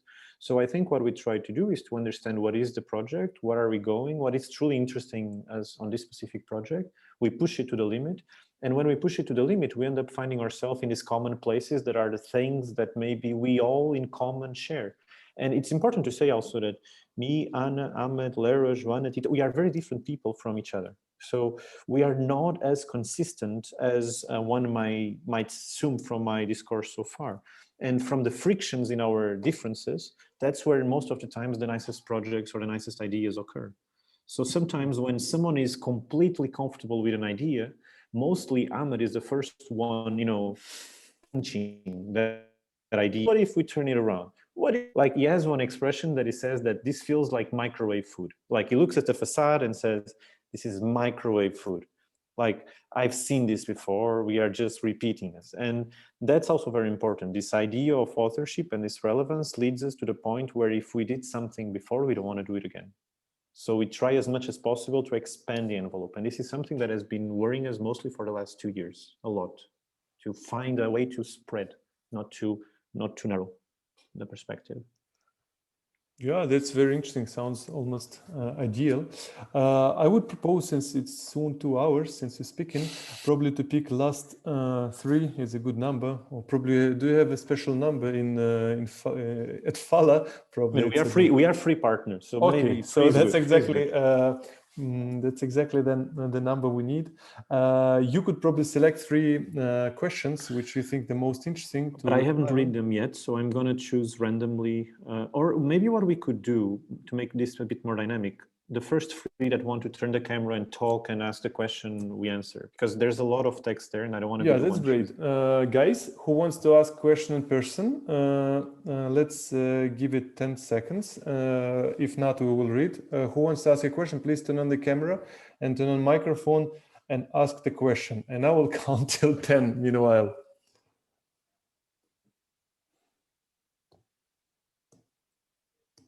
So I'm going to... 7, we have someone? 8, we have someone. 9. I don't hear yet. I don't see yet. Guys, would be someone interested to ask in person question? Hey, can you hear me? Yes, I just don't see yet. It's Jack. Hi, Philip. Okay. Hello, Jack. Hello. Hi, Artem. So, my question was when Artem, you mentioned universe or virtual reality when he was talking about his website. What was interesting for me to, what I wanted to ask was, from what is shown on the website, the usage of architectural elements, trying to show somehow redefined architecture in Fala's way and so forth. And also from what I've seen of what you have been doing in Canada right now, by taking extremely foreign elements, especially Japanese references, and I perceive Japanese references in general, or just their culture alone as well, is that they're extremely bubbled. So what happened? What is existed and cultivated within that bubble is extremely unique. So, and seeing that as the office is heavily influenced by Japanese architecture, but including local architecture as well. Have you ever thought like what happens is that when you place those kind of extremely foreign elements into a Portuguese or European context, especially what is happening since the last, 50 years in architecture, where more and more Japanese architecture are coming in? Because I always find it interesting in Japanese architecture in general is that it, like when we think of Asia, we think about Japan architecture. We don't think really much about Chinese architecture or anything other than that. It's always somehow Japanese art has been so fully developed and so uniquely, they have this extremely tight niche.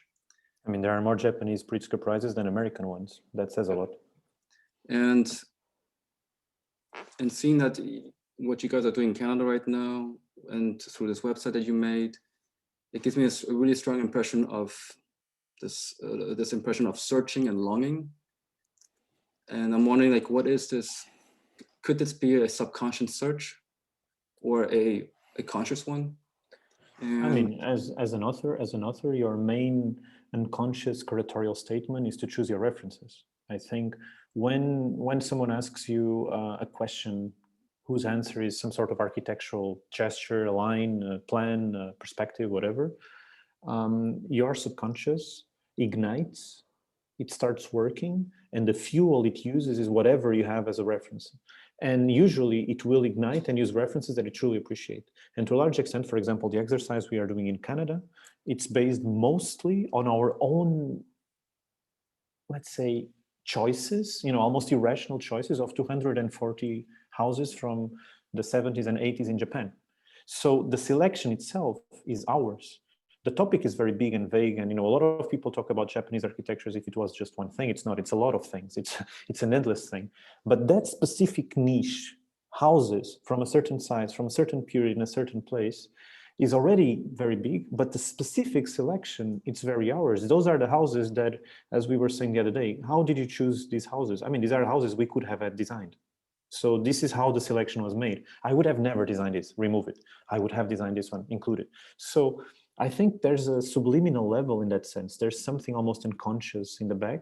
And the same thing applies to Japan, but I would say it also applies to American architecture. It also applies to Swiss architecture. It also applies to a lot of other references we have. Japan, of course, you show curvy white walls and people say Japan, like as if only Japanese architects did that. But if you see, for example, the work of Robert Stern, if you see the work of Venturi, Scott, Brown, and Rausch, if you see the work of, pretty much Richard Meyer, guilty pleasure of mine in the last few months, even Eisenman. I mean, there's so much going on, and I think that it's perfectly fine to do that. And when we go back to our context, if you say we are getting this from a bubble, we are in a bubble. I mean, we are not Portuguese enough for our pairs in Portugal, and we are so comfortable with that. Honestly, it became the best shield, the best protection, to be too Portuguese abroad, not Portuguese enough at home. This is just fantastic. It's the best limbo in which we could be. Because I mean, I do see, Fala in Portugal, you guys exist in a bubble. And my second question would be, following that, building upon that, would be, have you ever wondered, like, what kind of impact has the office has so far within that context? When you place, I mean, I think it might be wrong to say Portugal as somewhat homogenous in a Portuguese way, and when you include somehow something extremely foreign, somehow with a slight tint of familiarity within it, but at the same time foreign, what kind of impact do you think would have on the area? I mean, I can tell you what we are told by our own pairs, that this is irritating, that this is wrong, that this should not be like that there's a way of doing things. As I was talking about political correctness before, our context, it's still a context that it stopped in the 70s. Like, this is, there's still the patriarchy system, and this is how things are done, and everything else is wrong. And I think in that system, it's very annoying to have some kids that just show up with these weird Japanese names that they cannot even pronounce and start doing these weird projects. Like, a garage cannot be a house, and the facade is just a facade. It cannot be a mask, or using the word mask for a facade is wrong. And in this context, we have two options. We try, like with clients, to rationalize and to have a discourse. We can, so we just ignore and move on, and we live in our own bubble. And I think the bubble is our shield. I mean, because I feel like, because especially Shinohara, when he also, utilized non-residential elements into residential architecture. But this is not about residential. It's not, that's the point. And I was telling this to my second year students today. You design spaces, you design perimeters that define volumes. And Artem started by talking about exactly that concept of flexibility. There's a stupid idea running around that flexibility is because things move around. No, flexibility is about creating a set of opportunities and allow people to actually develop and discover them and use them. And if you use a space, for example, a garage, that you transform in a certain way with a curved line, and that allows a couple to live in, an art gallery to operate, an architecture office to work, or even a bakery to run, that's what true flexibility is. It's not because you just put a big neon sign saying bakery that becomes a bakery. And I think spatial qualities, and that's what Shinohara does. If you take all the furniture from the Shinohara houses, mostly the ones on the third style, and you put art into it, they are museums. If you put people reading into them, they are libraries. If you put, any program, they work as such because the spatial qualities are there. And I think that's what is really, really confusing. In our context specifically, I'm going to say Portugal, but I could say Europe, where we have heritage, where we have tradition. What is seen is that a building that has this on the top, it's a house. A house has a chimney. And then when you ask these architects to draw a house, they start drawing like children of 4 years old, as if the house can only be that. And Japan and a lot of other places already proved that's wrong.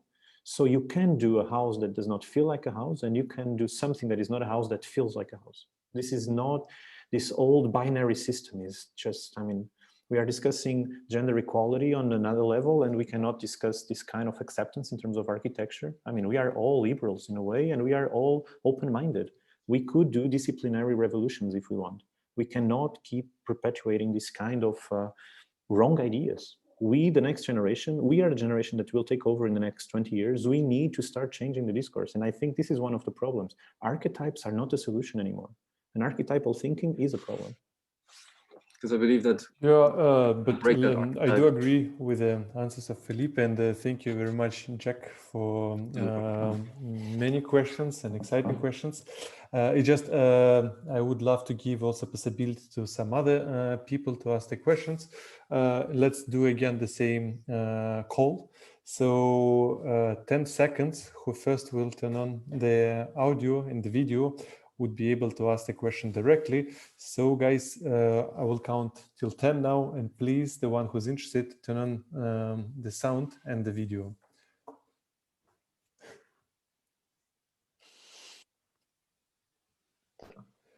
5, 4, 3, 2. Okay, I'm going to choose one randomly. Okay. So I have a question here. I have a question here. Probably, can I ask you, like, I know you're not every time fan of this type of questions, but therefore I will ask you. Is it a question from Anna? No, it's a question from Werner, I believe. Thank you for the interesting insights. Do you feel an ecological responsibility regarding the materials you use? I would actually probably even rephrase. It's an important thing which we discuss among the students in general, like in our conditions, important matter, ecology.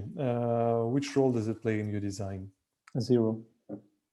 Good. Then that's the shortest answer and most honest I can. We never ever discussed it, and I don't believe we will as a practice unless we are forced to. Yeah, it's very interesting, because in a way I also I feel like your project at the same time quite ecological, because in most of the time I don't see much adjustments in the superstructures. Probably it's limitation of the budget, or is it your personal will? But I think in amount of massive adjustments of the buildings, it's not so much, but the possibility to provide new function, new atmosphere, new life for the building without big adjustments, really big adjustments, it's an absolutely extraordinary approach. And therefore, I'm so happy with it. I think there's a, the comment I made about flexibility, I could also make about sustainability. People think that sustainability is about green roofs, solar panels everywhere, and recycling. I mean, there's a real, how can I say, sustainable approach, which is, for example, the housing we did, where we transformed the factory into a housing unit, where with very little resources in a very short time, with a very simple construction, we transformed a building that was abandoned for almost 20 years into housing right away. So in a few months, it becomes housing. And I think, I have no idea of the carbon footprint this leaves, but I believe it is a sustainable approach, because for 20 years, that volume was there for nothing. For the same way that I could talk about social architecture. I said several times, and I repeat it, we have zero social agenda. We couldn't care any less about social architecture. And I know by saying this really creates a lot of, let's call it bad vibes around the office. But I believe that when we, for example, build a building for a promoter that is not a promoter, it's just a guy that has some money, and he creates 5 or 6 houses out of these ruins, and from that point he rents them to students for a price that no other practice accepted doing the project, because there was not enough money for literally anyone. I think that's a bit of social architecture. To build a 300 euro square meter, it is a social attitude. So I think that the definitions, if they are vague, I could say we are super sustainable and social, but according to the standard definition of what these things are, we are neither nor.